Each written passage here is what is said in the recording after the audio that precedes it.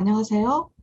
저는 한국의 과학기술정책연구원에서 일하고 있는 이민형이라고 합니다.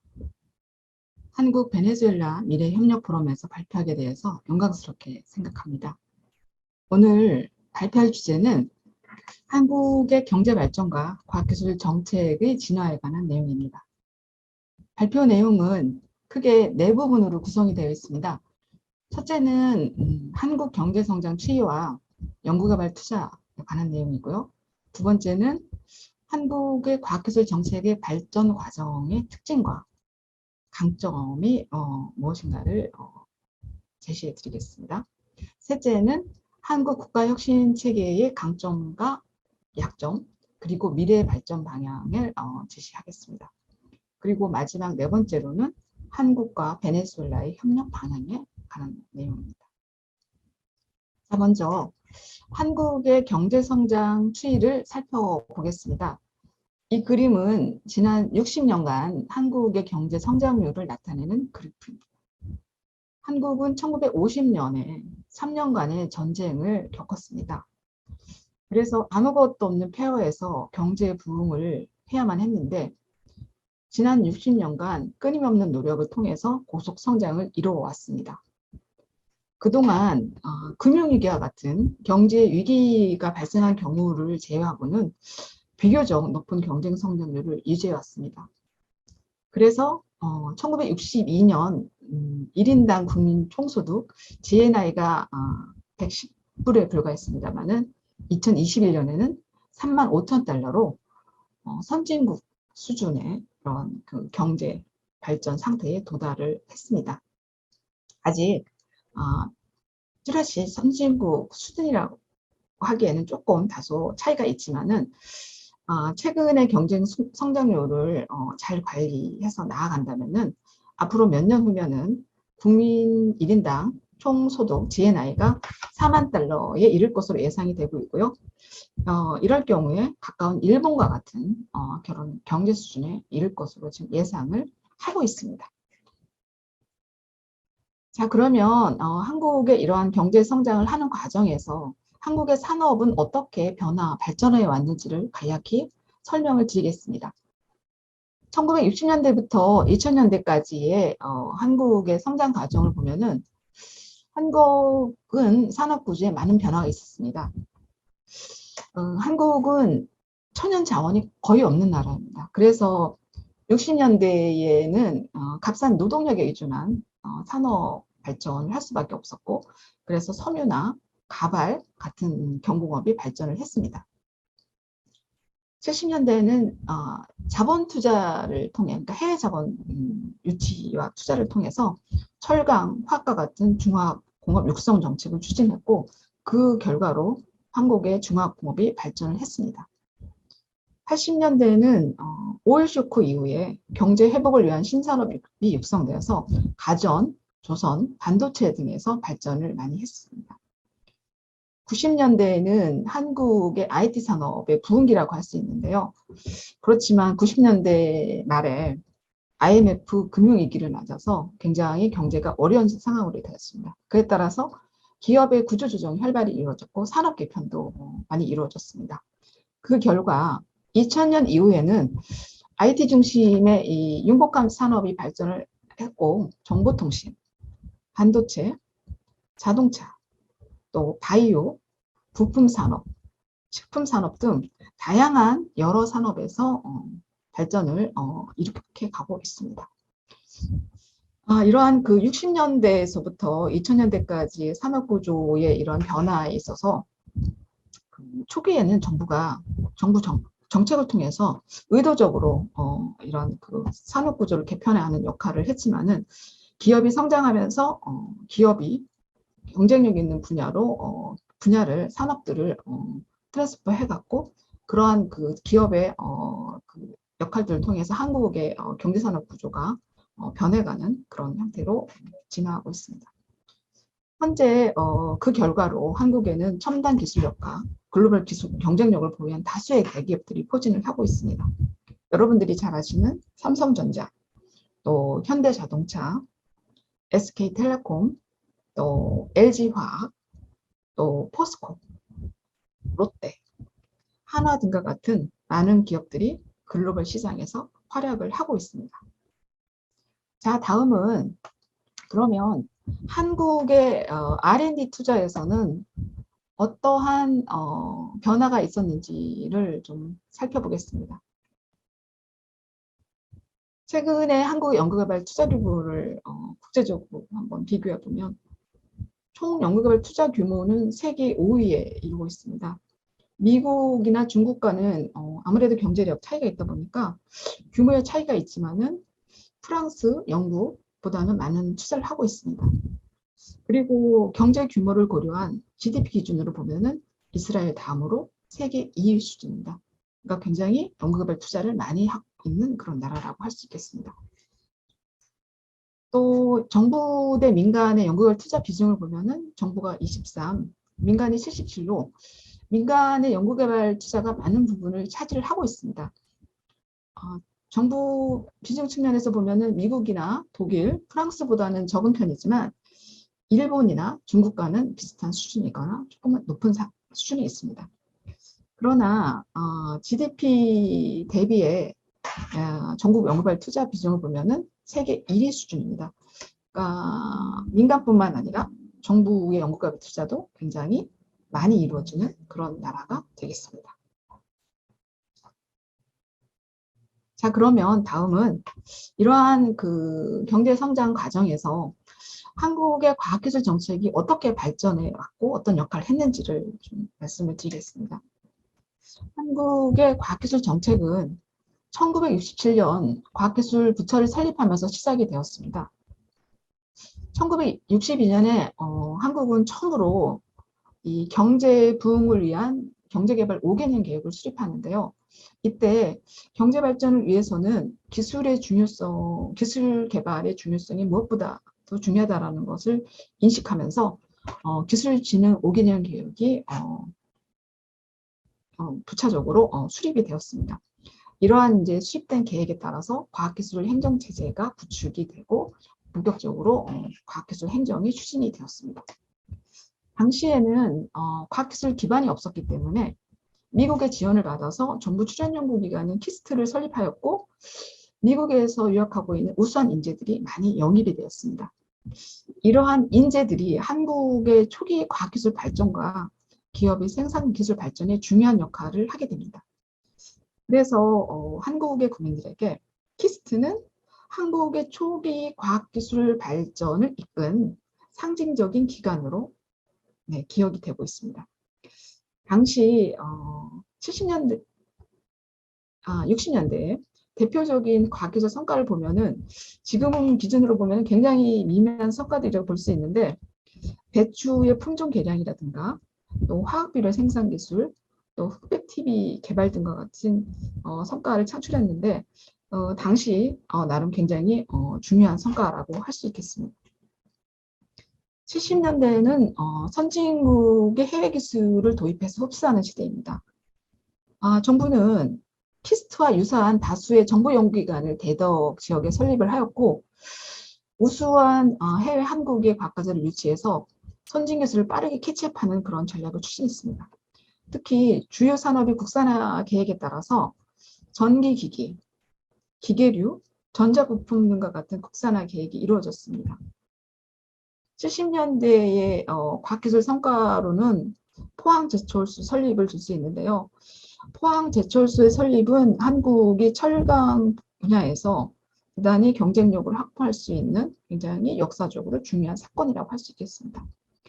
그리고 70년대에 국산 디지털 컴퓨터가 개발이 되었고 지금 글로벌 자동차 기업이 된 현대자동차의 고유 자동차 모델이 이때 개발이 되었습니다. 80년대에는 고부가가치 산업구조로 개편하기 위해서 정부가 강력한 기술 드라이브 정책을 추진하게 됩니다. 그 결과 정부가 처음으로 국가연구개발 사업을 추진하기 시작합니다. 특히 그 정보통신 분야에서 대형 사업을 추진했는데 이러한 사업들이 여러 가지 성과를 창출을 하게 됩니다. 그리고 당시만 해도 굉장히 역량이 부진했던 기업이나 대학의 연구조직을 육성하는 정책도 추진을 하게 됩니다. 80년대의 주요 과학기술 성과라고 하면은 B형 간염 백신 개발, 또 메모리 반도체 분야에서의 64K DRAM 개발, 이동통신 휴대폰 기술 개발 등을 둘 수 있습니다.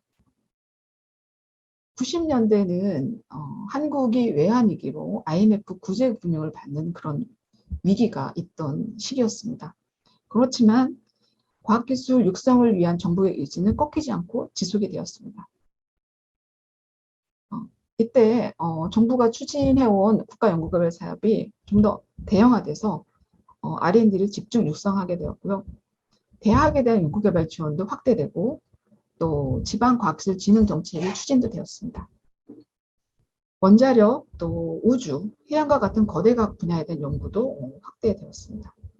90년대의 대표적인 과학기술 성과로는 포항에 포항 방사강 가속기가 설치되었고 CDMA 방식의 이동통신을 세계 최초로 개발했습니다.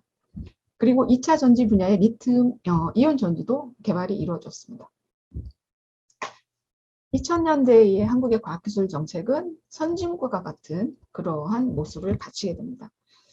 다수의 이 정부 부처들이 연구개발 정책을 추진함에 따라서 정부 부처 간의 이 R&D 정책을 종합조정하기 위한 그런 종합조정 기능이 신설되었고 또 앞으로 국가의 미래 성장 동력을 발굴하기 위한 그런 정책들이 추진됩니다. 그리고 선진국으로 가기 위한 필수 조건이라 할 수 있는 기초연구에 대한 투자도 많이 확대가 됩니다.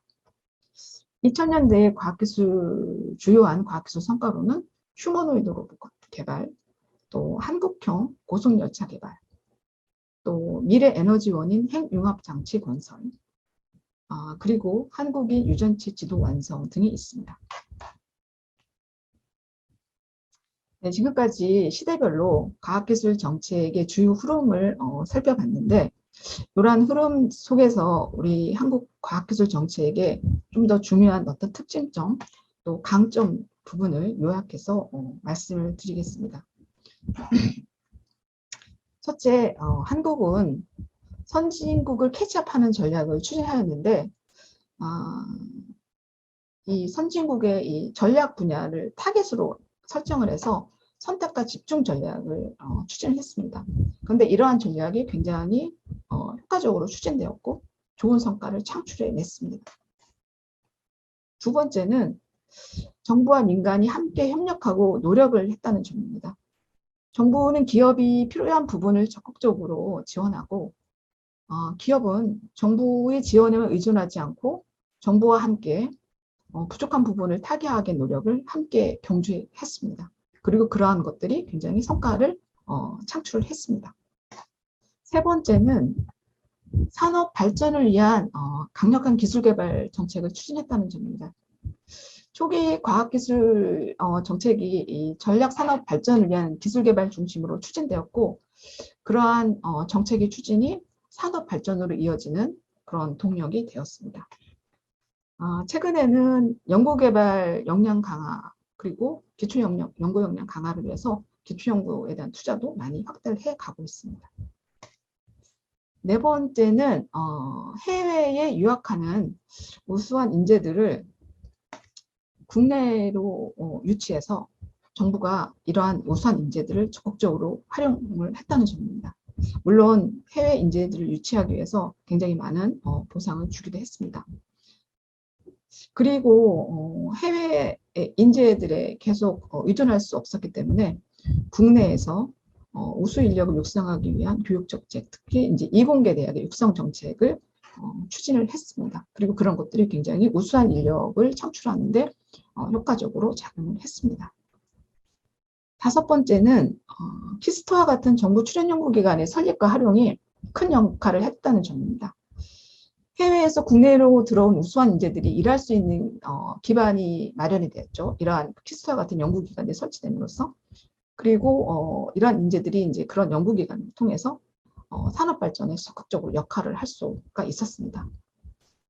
여섯 번째는 지금 말씀드린 이러한 내용들이 국가 최고 경영자의 탁월한 리더십 하에서 이루어졌다는 점입니다. 국가의 경제 발전 전략, 또 과학기술 발전 전략, 정책 방향 설정, 이러한 것들이 대통령의 이 탁월한 리더십 속에서 이루어졌습니다. 만약에 대통령 리더십이 없었다면은 이러한 경제 발전 전략과 정책의 추진이 불가능하지 않았을까 이렇게 생각합니다. 일곱 번째는 민간 기업들이 스스로 혁신 역량을 높이기 위한 노력을 기울였다는 점입니다. 한국인은 특유의 그 높은 학습 열정이 있고 부지런함을 갖고 있습니다. 그러한 기질이 민간 기업들을 혁신하는 데 중요한 자산이 되었습니다. 자, 이상으로 한국의 이 과학기술 분야에서의 그 강점 부분들을 말씀을 드렸는데요. 이러한 이 과학기술 발전을 토대로 한 한국의 혁신체계의 강점과 약점을 좀 살펴보겠습니다. 한국의 혁신체계는 많은 장점을 가지고 있습니다. 이미 세계에 좀 많이 알려진 사실이기도 합니다만 우수한 ICT 인프라를 확보하고 있다. 또 우수한 과학기술 인력을 갖고 있다. 첨단 기술력과 글로벌 경쟁력을 갖고 있는 기업들이 다수 포진하고 있다. 또 정부의 과학기술 육성 의지가 높고 이거를 실행에 옮기고 있다. 그리고 또 한국에 있는 인력들이 굉장히 빠른 학습 능력을 갖고 있다. 이러한 강점들은 다른 나라들과 차별화된 굉장히 우수한 그런 강점이라고 보입니다. 그렇지만 한국에도 여러 그 지금 구조적인 문제가 있습니다. 대기업 중심의 경제 발전으로 인해서 대기업과 중소기업의 기술력 차이가 여전히 나고 있고요. 공공 R&D 부분에 투자가 많이 이루어지고 있지만은 성과가 높지를 못합니다. 그래서 이런 부분들에 대해서 계속적인 이제 좀 일고 있습니다. 물론 최근에 많이 이제 개선이 되고는 있습니다.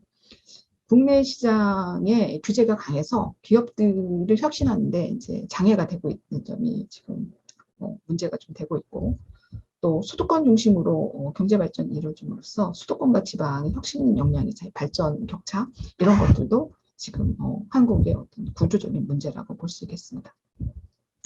한국은 5년마다 이 대통령 선거를 합니다. 며칠 전 5월 10일에 새로운 정부가 출범을 했습니다. 이 새로운 정부에서는 한국의 혁신 체계의 장점을 좀 더 강화하고 또 단점은 개선해서 한국의 NIS 경쟁력을 지금 높일 것으로 예상이 됩니다. 특히 4차 산업혁명 시대에 대응해서 디지털 혁신 선도국가로의 비전을 제시하고 있습니다. 앞으로 정부가 이러한 비전을 잘 실천해 나간다면 앞으로 한 5년 후면은 한국이 세계적인 디지털 혁신 국가로 위치하게 될 것으로 보입니다. 그래서 이러한 그 발전된 한국의 모습이 많은 개도국에도 좀 중요한 롤 모델로서 역할을 하리라고 봅니다. 마지막으로 한국과 베네수엘라의 과학기술 분야에서 협력 방향에 대해서 말씀을 드리겠습니다. 사실 한국에서 베네수엘라에 관한 정보를 찾아봤으나 거의 정보를 얻을 수가 없었습니다. 그래서 이 협력 방향이 굉장히 이제 그 기초적인 수준에서 이제 말씀을 드릴 수밖에 없을 것 같습니다. 한국은 IT나 이 석유화학 분야에서 세계적인 경쟁력을 갖고 있습니다. 베네수엘라는 석유 자원이 굉장히 풍부한 나라로 알고 있습니다. 그래서 이런 분야에서 협력이 이루어진다면 서로에게 굉장히 도움이 되지 않을까라고 이제 생각을 해봤습니다. 그리고 한국은 최근 이 바이오 분야에서도 기술력이 높아져서 글로벌 시장에서의 점유율을 이제 확대할 것으로 예상이 됩니다. 그래서 한국이 글로벌 그 경쟁력을 갖고 있는 이런 IT나 석유화학 또 바이오 분야에서 협력이 이루어진다면은 한국이 베네수엘라의 좋은 이 캐치업 모델이 될 수 있지 않을까 이렇게 좀 예상을 합니다. 그리고 연구개발 분야에서는 공동 연구라든가 인력 교류, 인프라 투자 협력 이런 것들이 좀 가능할 것으로 봅니다. 그래서 초기 단계에서는 가장 기초적인 이제 협력을 이루는 것이 필요할 것 같고 그런 협력을 통해서 좀 더 구체적이고 좀 더 깊이 있는 그런 그 협력 관계를 맺어 나갈 수 있을 것으로 기대를 합니다. 네, 제가 발표한 자료는 여기서 여기까지입니다. 그래서 여기서 발표를 마치도록 하겠습니다. 경청해 주셔서 감사합니다. Thank you.